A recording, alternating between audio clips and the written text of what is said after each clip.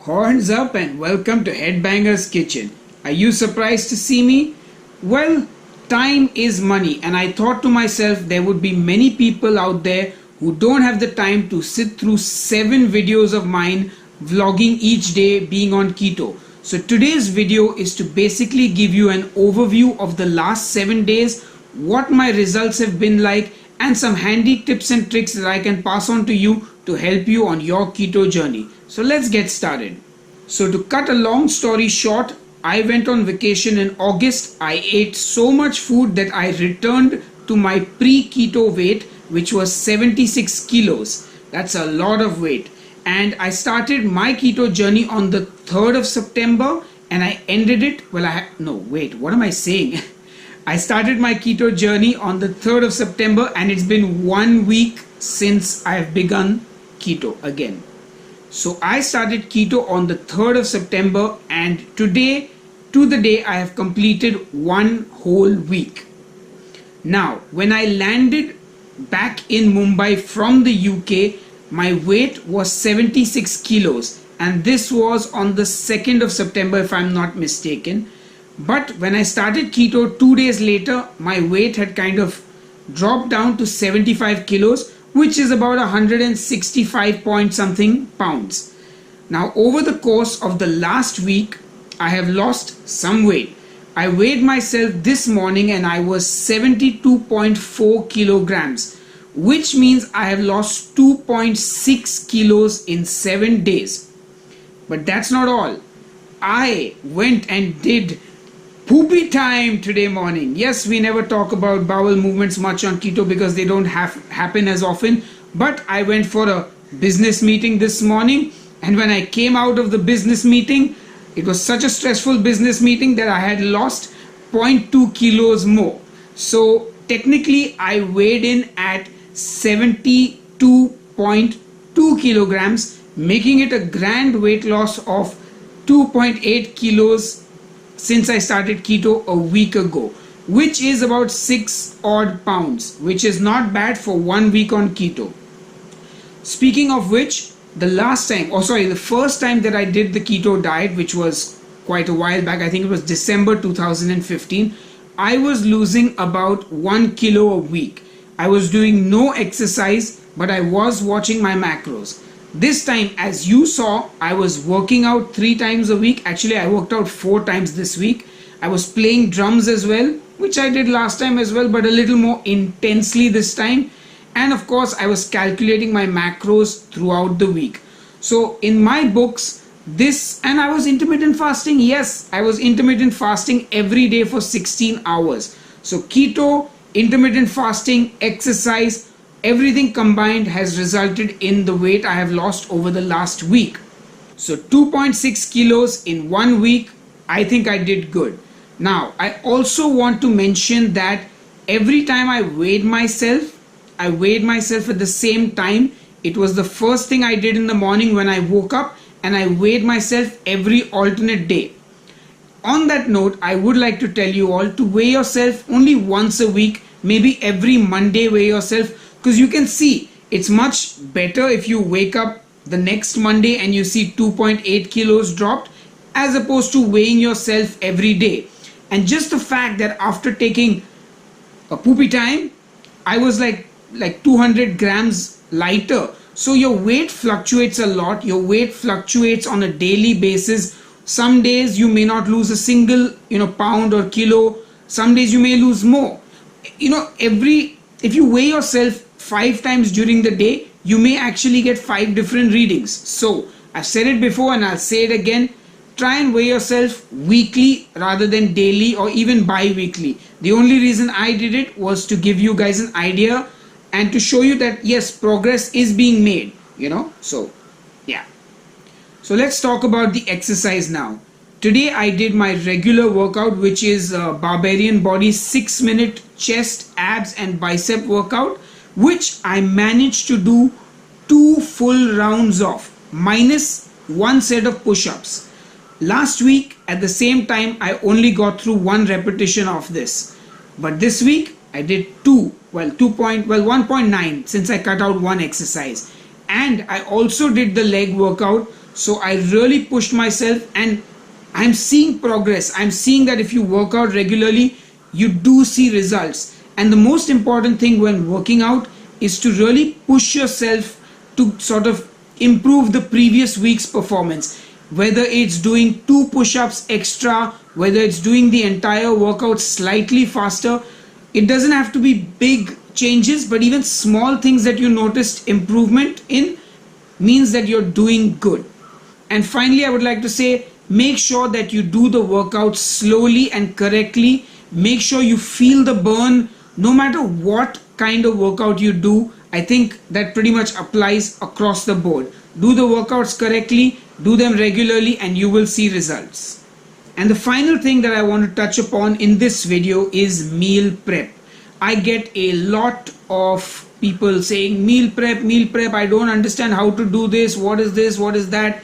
So the first thing I want to tell you all is I have made a Keto 101 series where I explain to you how to calculate your macros, how to log your calories, how to, like, pretty much it's everything you need to know to start doing the keto diet. And you can click here and watch that.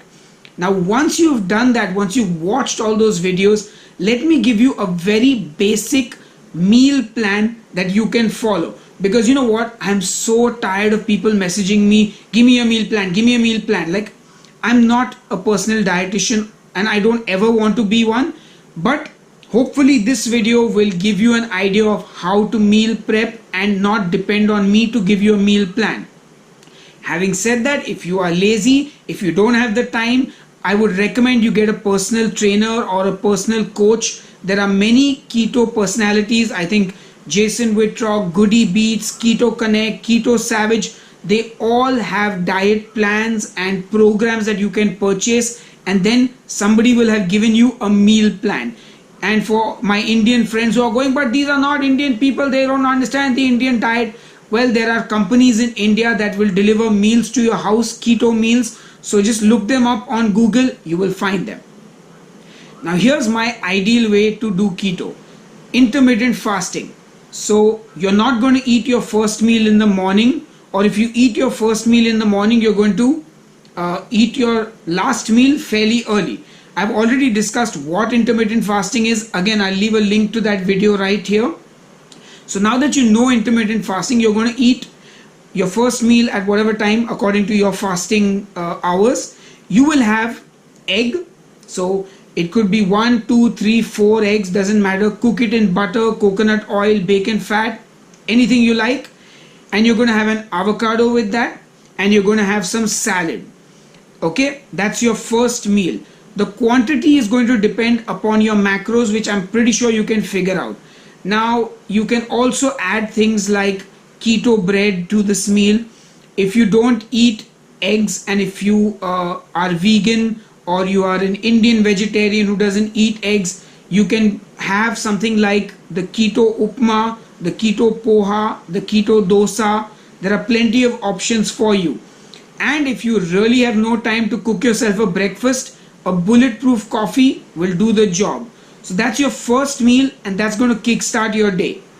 Now for your main meal during the day, you're going to cook this on Sunday and make a very big portion of it and set it in Tupperware containers or in whatever different containers, so that you can just remove it from your fridge and eat it every day when you get home from work.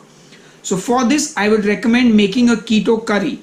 I have a huge amount of keto curry recipes. It could be my keto butter chicken, it could be my keto Thai curry, it could be my keto pork vindaloo. It's completely up to you which curry you want to have. So you're going to make a big portion of this curry and make batches of it, and separate it into portions. And you're going to make cauliflower rice, and again make it up into portions like 100 gram or 150 gram portions, and that's your meal, cauliflower rice and curry. Now if you don't like cauliflower rice, you can substitute that with a keto naan, that will also do the job, or you can just eat the curry with a spoon. It's completely up to you. Another thing you're going to do is you're going to make a big batch of soup.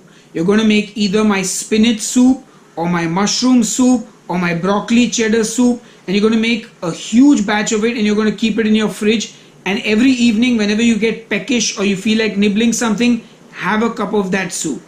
That is a great way to get your veggies in, and it's very filling as well. Now let's talk keto snacks. There's a reason I didn't include bacon, sausages, cheese in the breakfast, because I figured it's much easier to have those items as snack items. So if you fry up some bacon, crispy bacon is a great evening snack, or whenever you're feeling peckish. The same thing with cheese. So a nice piece of cheddar cheese is like, it's yummy, yummy, yummy. Or any cheese that you like. Nuts, so walnuts, pine nuts, Brazil nuts, macadamia nuts, even limited amount of peanuts. Any of these are good to snack on whenever you're on the go. If you're hungry, if you're feeling peckish, these will do the job. And if you would like something a little more elaborate, you can do something like lettuce wraps. So take a lettuce leaf, put some cheese, little ham, roll it up, or I don't know, take a lettuce leaf, put a little tuna salad, roll it up, eat it. There are plenty of options. If you're vegetarian, I've done a video with 4 vegetarian recipes that you can use as a keto snack. So it includes a caprese, some sauteed mushrooms, creamed spinach, and lemon pepper paneer. So plenty of options, guys, that you can choose from. And finally, dessert. Now you can take the time and make one of my dessert recipes and portion it out for the week. But I think what most people find the easiest dessert option is full fat Greek yogurt with some fresh berries, either blackberry, raspberry or strawberry, and maybe a little stevia if you want to sweeten it up. But that just does the job in my opinion. And I'll throw in a little tip that I have for you. For me, every time I finish a meal, I like to pop a sugar-free mint, just one, and that sort of cuts down my craving for eating dessert. It's just something I do to help the process of not having to cook a dessert and stuff, and just helps me. Or you can always have a piece of sugar-free chocolate, which you can buy online these days, or you can even have 85% or 90% or 100% chocolate if you enjoy that sort of taste. So this is sort of a very basic meal plan for anyone who wants to do the keto diet. Of course, you need to tweak this to your personal taste, your personal dietary preferences, and according to your macros. So I'm just going to leave you with this, and I wish you guys all the best and success on your keto journey. I will upload a vlog every week to give you updates on my progress, and hopefully that will inspire you and keep you motivated as well. And you know what, guys? Thank you all for all your support. And while I have you here, I'm going to be a shameless self-promoter and tell you guys, we have Headbangers Kitchen t-shirts, and I will leave links in the video description box where you can purchase these. If you like the show and you want to support what I do, buy a t-shirt, wear it proudly, take a picture wearing the t-shirt and send it to me or tag me on Instagram. Thank you all once again for all your support. Cheers and keep ketoing.